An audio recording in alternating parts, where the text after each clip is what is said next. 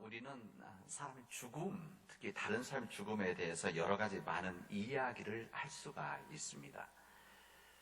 그러나 여러 가지 이야기, 자기 삼자적인 이야기를 얘기하지만, 그러나 직접 내가 사랑하는 사람이나 나 자신에 대한 죽음의 문제가 닥치게 되어지면 죽음에 대해서 함부로 말을 하지 못하게 되어집니다. 이번 주에 우리 설사님 아버님 소천하셨는데, 장례하면서 우리 가족들이 마음 아파하는 것을 제가 보면서 형제들이 특히 마지막에 그 승원에 다 장례 마지막 보시고 이제 마지막 그 함에다가 넣으시면서 제일 큰 형님께서 붙잡고 오열을 드시는데 제 마음이 너무 아팠습니다. 이렇게 부모님들이 우리 곁을 떠나시면 마음 아프신 것이구나. 사람들이 연세가 들어 돌아가시면 이번에 아버님 100세이시거든요. 100세이신데 돌아가시면 사람들 호상이라고 말을 하기도 하지만, 그러나 우리 자식들에게는 아무리 연세가 많아도 호상이 되어질 수가 없죠. 그게 바로 자녀들의 마음 아니겠습니까? 성경의 죽음에 대해서 결코 그냥 아름다운 것으로만 그려지지는 않습니다. 죽음은 인간에게 있어서 죽는 사람이 이든지 아니면은 죽음을 보는 사람에게 있어서 참으로 슬픈 일이다, 허무한 일이다, 이렇게 이야기를 합니다. 성경에서 죽음을 때로는 원수다, 이렇게 말을 하죠. 죽음이라고 하는 것은 사람 누구나 맞이하는 가장 큰 비극입니다. 어느 누구도 예외될 수가 없습니다. 세상이 생각할 때 왜 이 죽음이 비극처럼 받아들여지는 것인가? 이것은 우리들이 다 알고 있지만 한번 정리한다면 이런 겁니다. 죽음이라고 하는 것은 필연적인 것이다. 이 죽음은 어느 누구에든지 죽음이 주어지는 겁니다. 나에게도 주어지는 것이고 내 부모님에도 주어지는 것이고 또 훗날에는 우리 자녀들에게도 주어질 이것이 죽음이다. 죽음은 확실한 겁니다.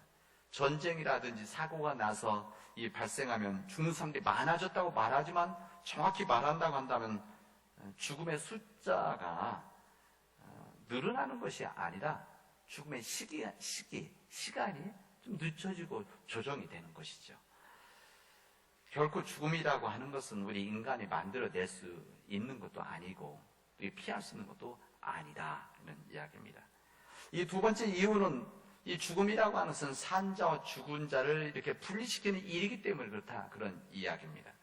이것은 철저한 분리죠.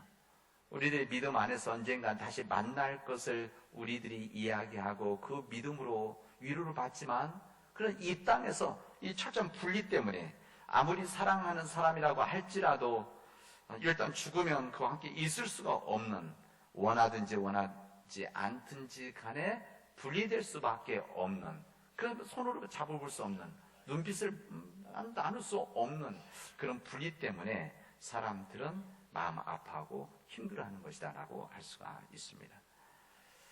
우리 예수님께서 부활하시기 전에 이 죽음의 문제, 그리고 부활의 문제, 생명의 문제를 오늘 우리들이 읽은 이 본문, 이 요한복음 11장에 있는 말씀에서 우리에게 알려주시고 교훈을 주시고 있습니다.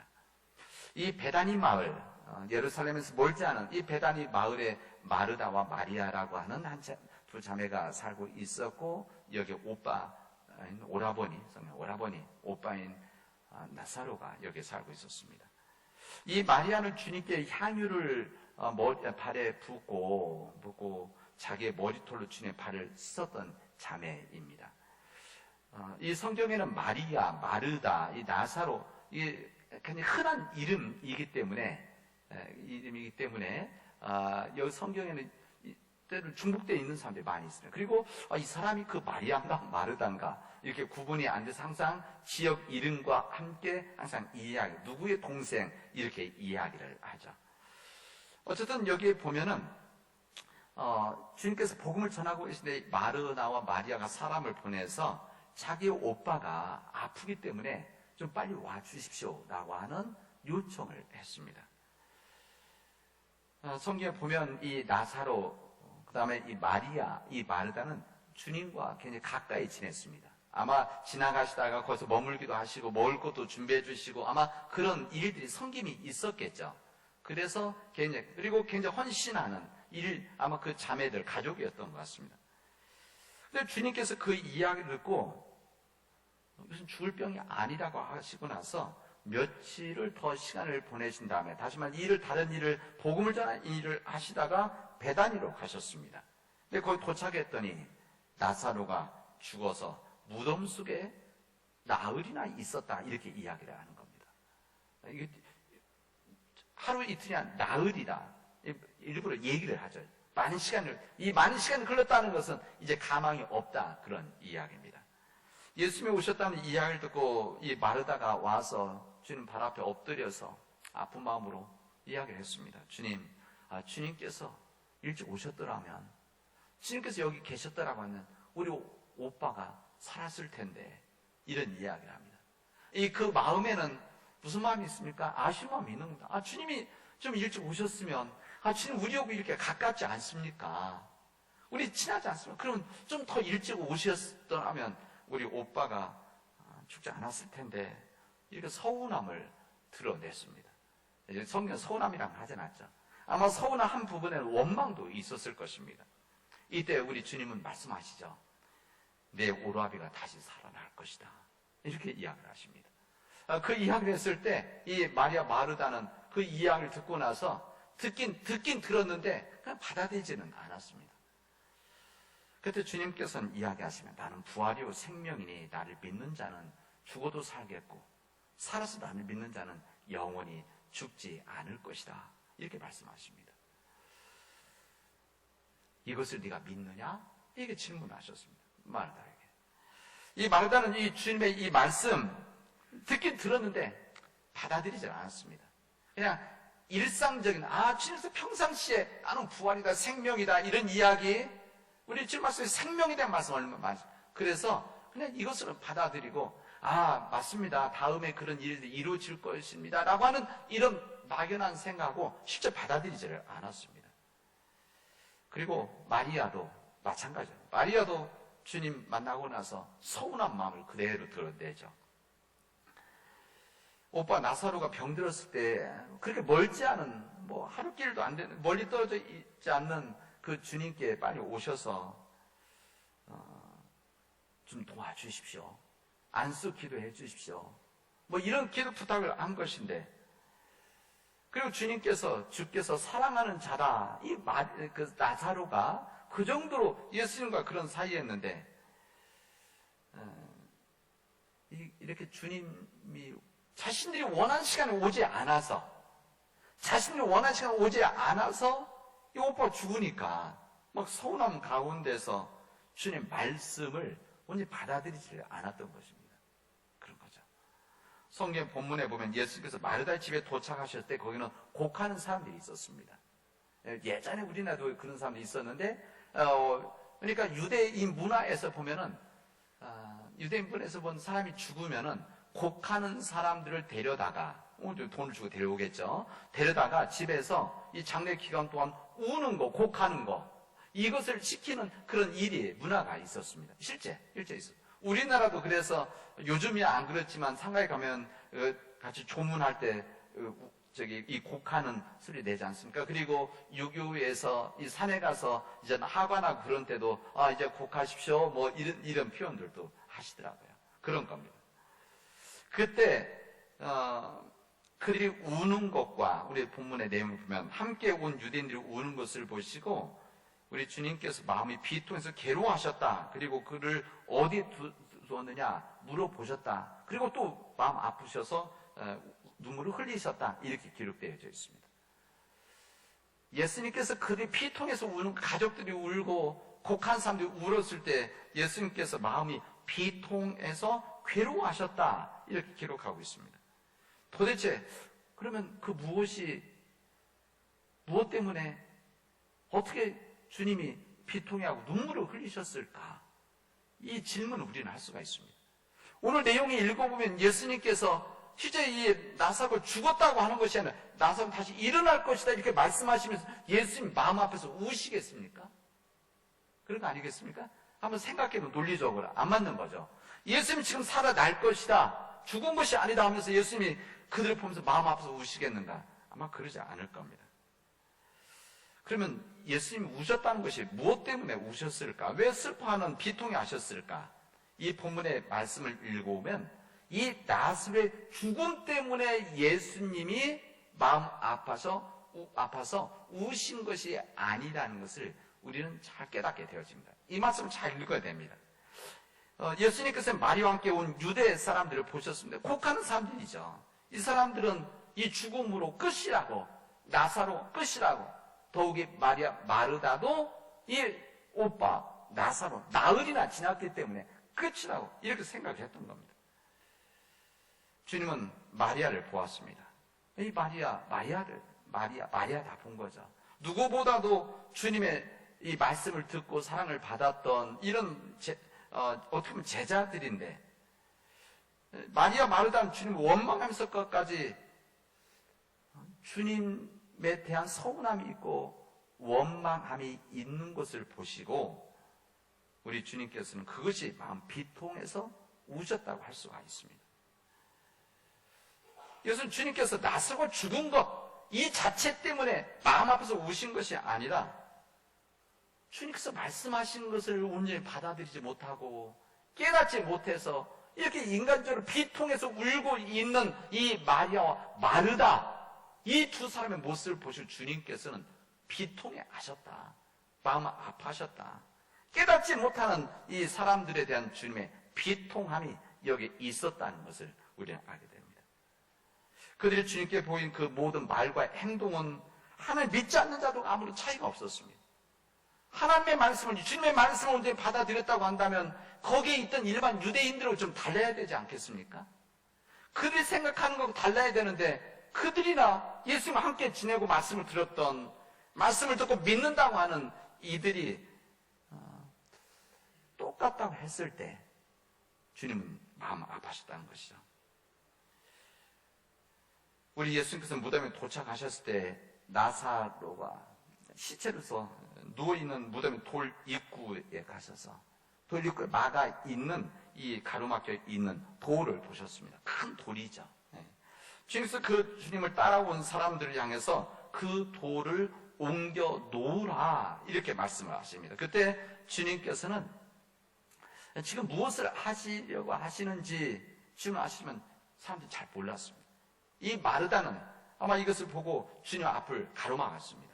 주님, 오빠가 죽은 지 나흘이나 됐습니다. 벌써 냄새가 심하게 납니다. 나흘이나 되었다는 것은 이미 끝났다는 말 아닙니까?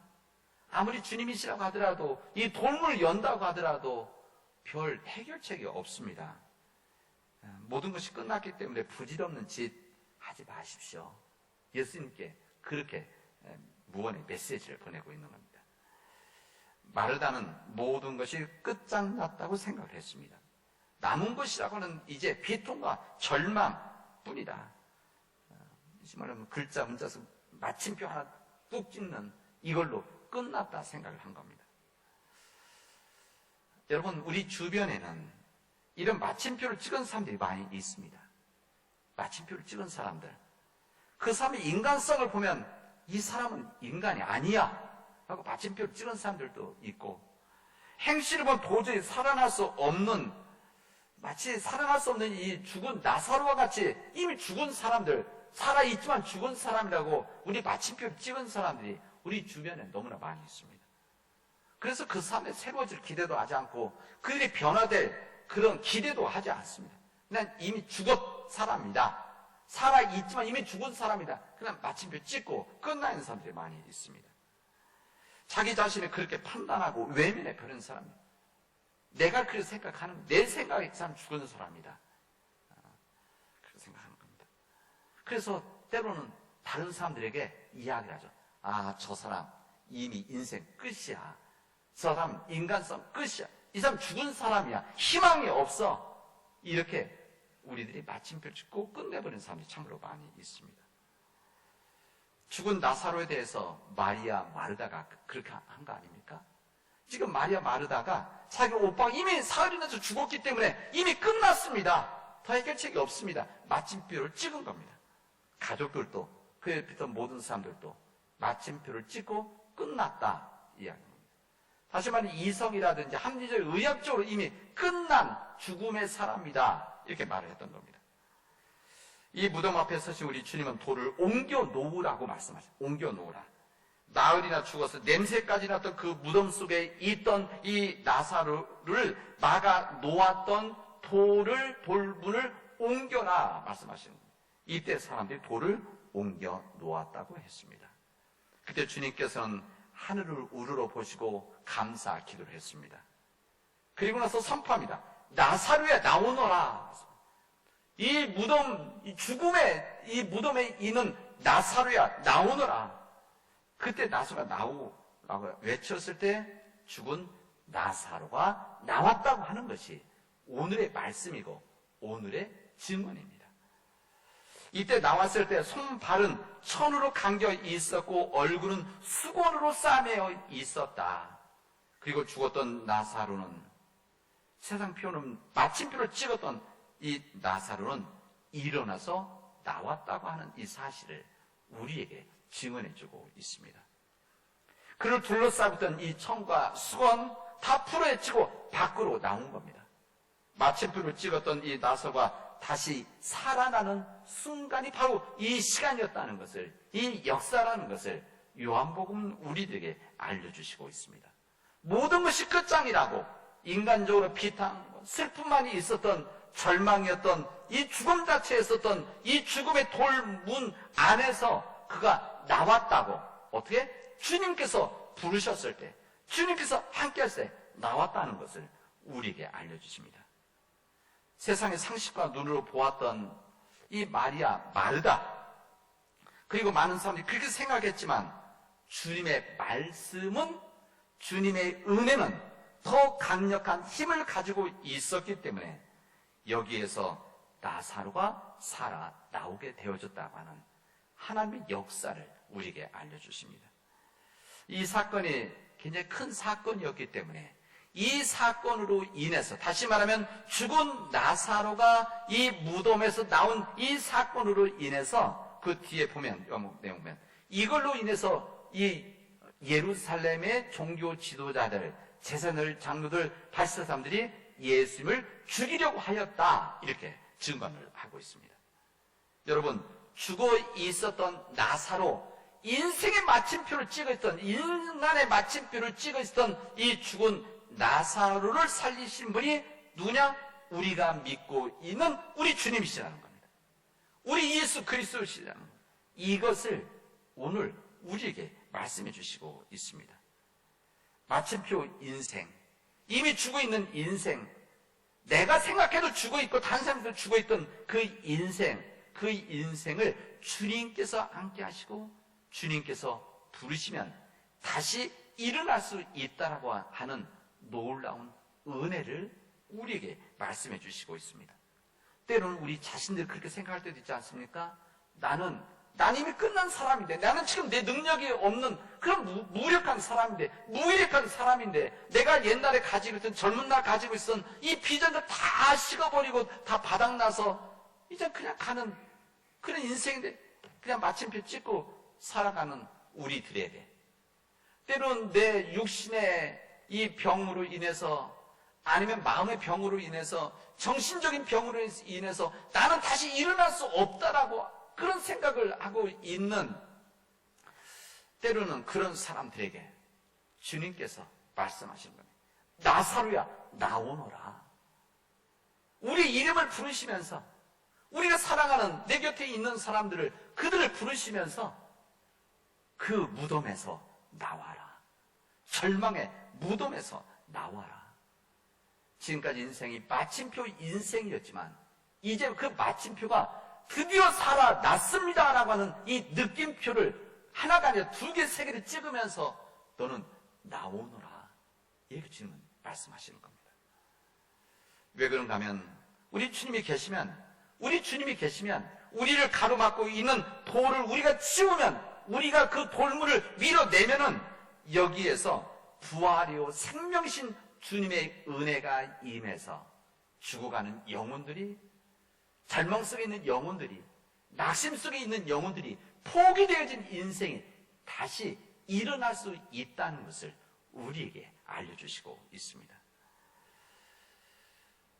우리 주님께서 제자들에게, 거기 있던 사람들에게 돌문을 옮겨라. 돌문을 옮겨라 말씀하십니다. 그때 그렇게 열었을 때 나수가 나오는데 이 수건천으로 둘러싸여 있는데 이것까지도 벗겨라 이야기하십니다.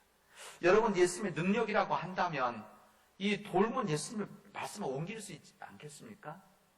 말씀하시면 옮겨지죠. 예수님 때는 말씀만으로 그냥 열려지듯이 예수님이 그냥 충분한 그런 능력이 있으십니다. 그리고 예수님께서 그의 얼굴을 쌌던 이 얼굴의 수건과 천들 그냥 다 풀어버리실 수도 있었습니다. 근데 성경에서 뭐라고 하냐면 예수님이 사람들에게 그 돌문을 열어라. 그리고 그가 나사로가 나왔을 때 수건과 천을 거둬주거라 이야기를 하십니다. 죽음을 막고 있었던 돌을 사람들에게 옮겨라. 문을 열어라 하시는 거죠.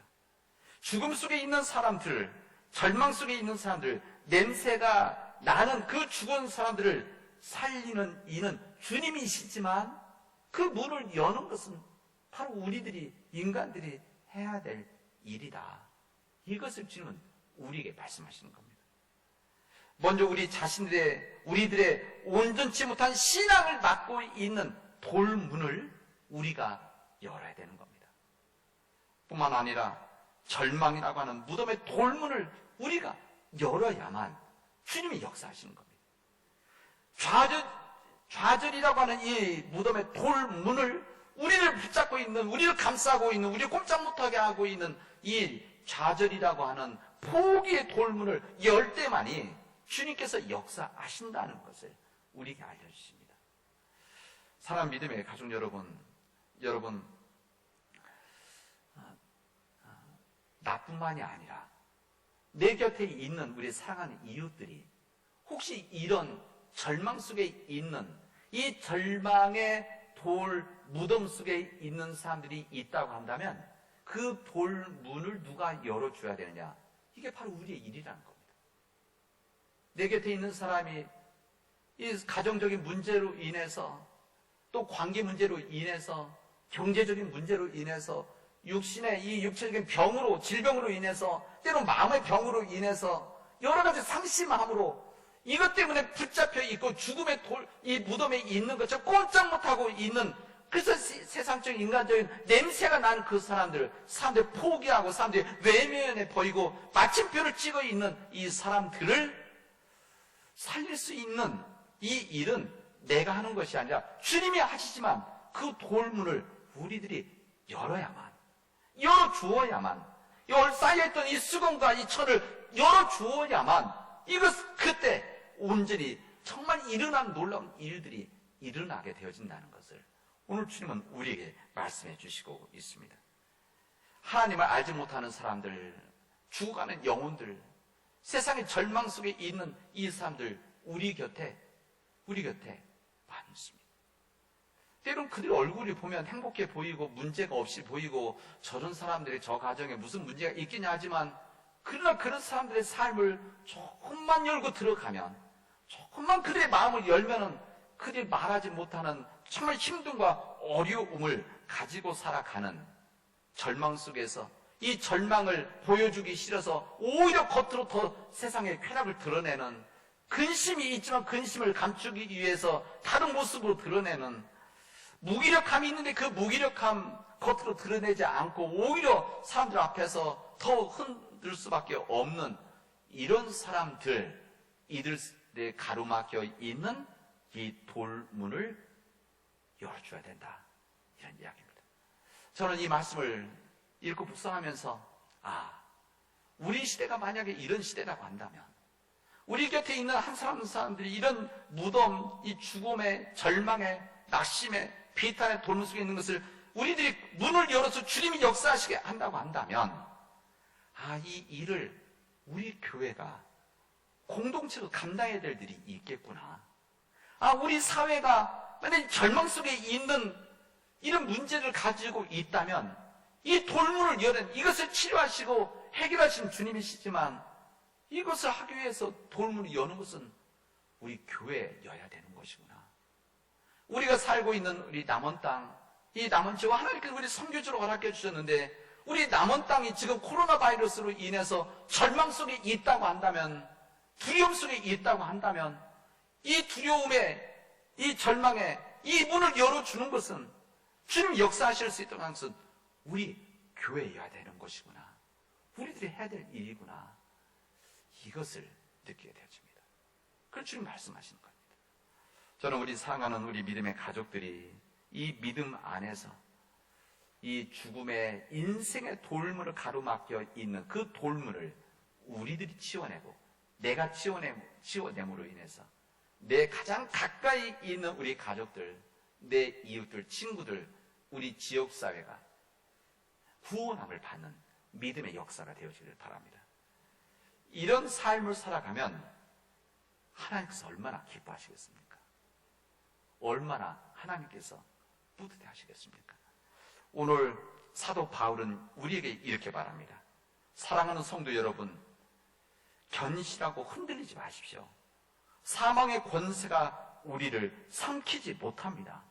부활이요 생명이신 주님이 계시기 때문에 우리를 절대, 사망의 권세가 우리를 삼키지 못합니다. 따라서 항상 주의 일에 힘쓰시기를 바랍니다. 왜냐하면 그 모든 수고가 주 안에서 헛되지 않기 때문입니다. 이것이 바로 부활신을 오늘 살아가는 그리스도의 모습입니다. 이렇게 우리에게 전하고 있습니다. 주님의 선한 일에 낙심하지 않고 우리의 수고가 전혀 헛되지 않는 줄을 우리 마음속으로 간직하고, 오늘 하루도 주님과 동행하는 믿음의 복된 날, 때로는 우리를 짓누르고 있는, 흔들어 놓고 있는, 도전하고 있는 이 세상에 힘들이 있지만 부활이요 생명이신 주님으로 인해서 흔들리지 않고 담대한 삶을 살아가는 우리 사랑하는 교우들이 되어지기를 주님의 이름으로 축원합니다. 기도합시다. 은혜가 풍성하신 하나님 감사합니다. 주님, 절망의 이 죽음의 좌절에 이 무덤의 돌문을 옮길 수 있는 은혜를 우리에게 허락해 주시옵시고, 내 자신을 하나님으로부터 가로막고 있는 주님, 하나님의 은혜 앞에 내 욕심과 탐욕, 내 나태함과 세상을 바라보는 이 모든 것 때문에 가로막고 있는 이 돌문을, 나를 가로막고 있는 돌문을 우리가 열 수 있도록, 움직일 수 있도록 하나님께서 역사하여 주시옵소서. 하나님, 우리들이 그 믿음 안에서 흔들리지 않고 주님의 일에 항상 힘쓰는 자리 되어져서 우리의 수고가 주 안에서 귀한 열매 맺어질 수 있도록 인도하여 주시옵소서.